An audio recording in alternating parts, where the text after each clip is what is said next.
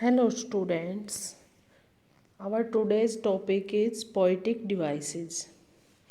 First of all, we talk about what is poetic devices. Poetic devices are a form of literary device used in poetry. Poetic device is a technique a writer used to produce a special effect on their writing. We can say हम कह सकते हैं कि poetic device क्या है, ornaments of language. Hindi में हम बोल सकते हैं कि पोइटिक डिवाइसेज हैं वो भाषा का गहना है. हम गहना या ऑर्नामेंट्स क्यों पहनते हैं? अपने आप को ब्यूटीफाई करने के लिए, अपने आप को सुंदर दिखाने के लिए, अपने आप को अट्रैक्टिव दिखाने के लिए. ऐसे ही ये जो पोइटिक डिवाइसेस हैं ये पोइट और राइटर इसलिए यूज़ करते हैं कि उनकी लैंग्वेज, पोइट्री हो, वर्क इम्प्रेसिव हो, इफ़ेक्टिव हो. सो इस तरह से there are different types of poetic devices. First of all we talk about alliteration. Alliteration क्या है? Repetition of initial consonant sound. क्या है एलिट्रेशन? कोई भी कॉन्सोनेंट साउंड का एक सेंटेंस में बार बार रिपीट होना ही एलिट्रेशन कहलाता है. Alliteration refer to the repetition of consonant sounds in a sequence of words, particularly at the beginning of a word और of a straight syllable within a word. For example, dropping of the daylight. dropping word जो है उसका first sound क्या है? D, consonant sound. और day में भी क्या फर्स्ट साउंड? डी. तो ये क्या है? It is called alliteration. ठीक है. उसके बाद हम बात करते हैं द सीड आई स्पेंट और सॉन इट. इसमें इस सेंटेंस में एस साउंड बार बार रिपीट हुई है. सीड में एस, स्पेंट में एस और सॉन. तो जो ये बार बार एस की जो साउंड इसमें रिपीट हुई है ये ही क्या है? एलिट्रेशन है. इसी तरह से once upon a midnight dreary while I pondered weak and weary where. यहाँ जो डब्लू की साउंड है वो बार बार रिपीट हुई है. ये क्या कहलाता है? Alliteration. Alliteration like rhyme and rhythm helps to increase the beauty and effectiveness of the language used in a poem. क्या करता है एलिट्रेशन भी? राइम और रिदम की तरह ही उसकी कोई किसी भी लैंग्वेज की और पोएम की ब्यूटी और इफेक्टिवनेस को बढ़ाता है. फिर उसके बाद हम बात करते हैं पर्सोनिफिकेशन. पर्सोनिफिकेशन क्या होता है? किसी नॉन लिविंग थिंग को as a human being present करना. A figure of speech in which an object or animal is given human feeling, thought or attitude. ठीक है. पर्सोनिफिकेशन क्या है?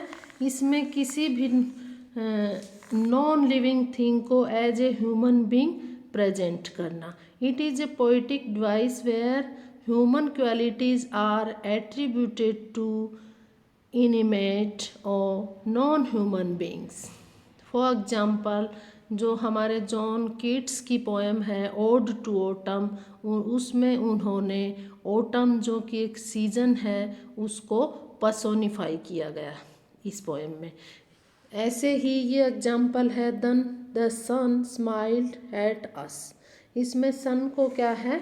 पर्सोनिफाई किया है, क्योंकि सन कोई स्माइल नहीं कर सकता. हम जो ह्यूमन बीइंग हैं हम स्माइल कर सकते हैं, तो सन को यहाँ पर्सोनिफाई किया गया है. ये ही क्या है? पर्सोनिफिकेशन. उन क्वालिटीज़ को जो ह्यूमन क्वालिटीज़ हैं, जो ह्यूमन फीलिंग्स हैं, जो थॉट हैं, जो एटीट्यूड्स हैं, उनको किसी भी नॉन लिविंग थिंग्स में एज ए ह्यूमन प्रेजेंट करना ही पर्सोनिफिकेशन है. उसके बाद हम बात करते हैं हाइपरबोल. हाइपरबोल क्या होता है? एक्सट्रीम एग्जेजरेशन मीन्स किसी भी चीज़ को बहुत ज़्यादा बढ़ा चढ़ा के बताना हाइपरबोल कहलाता है। हिंदी में इसको हम अतिशयोक्ति बोलते हैं। किसी भी चीज़ को बहुत ही ज़्यादा बढ़ा चढ़ा के बताना। Example, I have asked U a million times. दूसरा इसका एग्जाम्पल है, I am so hangry I could eat a horse. कोई हम एक्चुअल में हॉर्स को तो नहीं खा सकते ना, तो इतनी भूख तो नहीं होती हमें कि हम हॉर्स को ही खा जाएं, लेकिन ये क्या है, हाइपरबोल। किसी भी चीज़ को बहुत ज़्यादा बढ़ा चढ़ा के प्रेजेंट करना ही हाइपरबोल कहलाता है। इसके बाद हम बात करते हैं इमेजरी। इमेजरी क्या है? It is the literary term used for language and description that appeal to our 5 senses. हमारे 5 सेंस ऑर्गन कौन से होते हैं? नोज, ईयर, टंग, स्किन और आइज। ये हमारे 5 सेंस ऑर्गन हैं। कोई भी पोएम है उसमें कोई इस तरह का एग्जाम्पल जो हमारे इन 5 सेंस ऑर्गन को अपील करे, ठीक है, वो क्या कहलाते हैं? इमेजरी। जैसे हमारी ओड टू नाइट एंगल में भी कीट्स ने क्या है, इमेजरी यूज की गई है। और ये हमारे ओड टू ग्रेसियन अर्न जो पोएम है उसमें भी इमेजरी यूज की गई है। ऐसी चीज़ें जो हमारे 5 सेंस ऑर्गन को अपील करें वो क्या है? Imagery. For example, that's no sound, no voice, not a throb of engines, not one sound of human. ये क्या है? इमेजरी है जो हमारे साउंड जो कि हमारे ईयर्स को अपील करती है। ऐसे ही जो हमारी पोएम है odd on A Grecian earn जो कि जॉन कीट्स ने लिखी है, उसमें भी हम क्या देखते हैं कि इमेजरी यूज की गई है। कहाँ यूज करी गई है? जैसे heard melodies are sweet but those unheard are sweeter, therefore a soft pipes play on not to the sensual ear but more endured. Pipe to the spirit deities of not on fair youth beneath the trees, thou canst not leave thy song, no ever can those trees be bare. यहाँ क्या बताया गया है कि वो melodies, hair melodies जो कि हम इस पोएम में ओड ऑन ग्रेसियन अर्न में जो कि हमारे सांसारिक कानों से हम नहीं सुन सकते, और वो पाइप जो कि सॉफ्ट पाइप्स जो कि बांसुरी वादक है जो कि ग्रेसियन अर्न पे बांसुरी बजा रहा है बीनीथ ए ट्री, तो हमारे सामने एक इमेज सी क्रिएट हो जाती है और हम इमेजिन करते हैं एक म्यूजिक की, एक मेलोडी की जो कि हमारे ईयर को सुना अपील करती है। तो यहाँ ये क्या है, कौन सी इमेजरी यूज, कौन सी पोइटिक डिवाइस यूज की है पोइट ने? इमेजरी। ठीक है। इसके बाद हम बात करते हैं मेटाफर और सिमिली। मेटाफर क्या होता है? मेटाफर क्या है? ए metaphor is an implied simile. It does not like the simile state that one thing is like another or act as another, but takes that for granted and proceeds as if the two things were one. ठीक है। इसका जैसे for example, he was alone in the fight, ये क्या है? Use a metaphor. The camel is the ship of the desert, क्या है? Camel क्या है? रेगिस्तान का जहाज है। अगर इसी को हम बोलें the camel is like the ship of the desert, तो वो क्या कहलाएगा? सिमिली। ऐसे ही लाइफ इज ए ड्रीम, ये क्या है? मेटाफर। ऐसे ही नेक्स्ट एग्जाम्पल है the news was a dagger to his heart, ये क्या है? मेटाफर है। ऐसे revenge is a kind of wild justice, it is also called metaphor. ठीक है।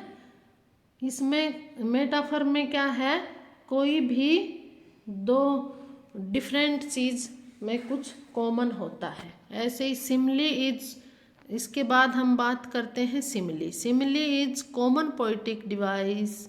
The subject of the poem is describe by comparing it to another object और subject using as और like. Simile क्या है? Simile, in a simile, a comparison made between two objects of different kinds which have however at least one point in common. What is this? One point is common, लेकिन comparison है two different things में। like हम इसका most common example ले लेते हैं हिंदी में। जैसे हम बोलते हैं कि चांद सा मुखड़ा या चांद जैसा मुखड़ा।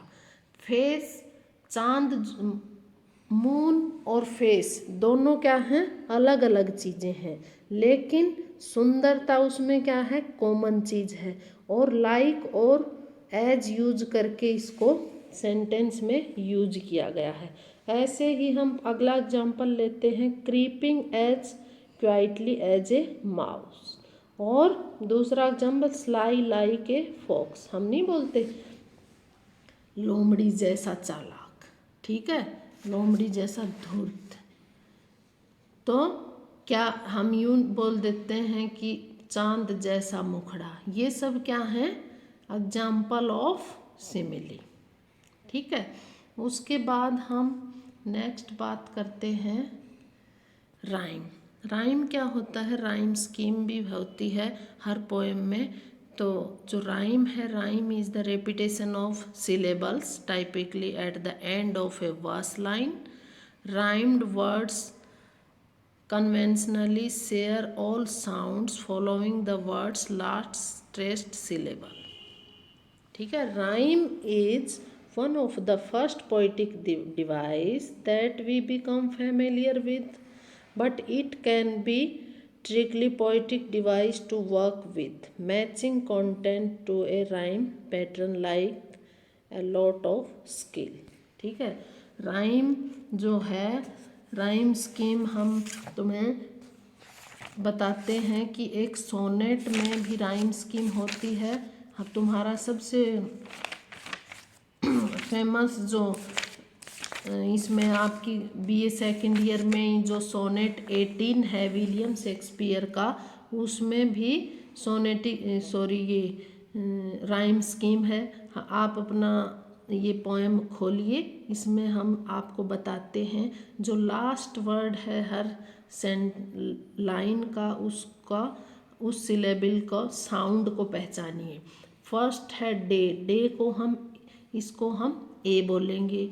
दूसरा A B, C D, E F,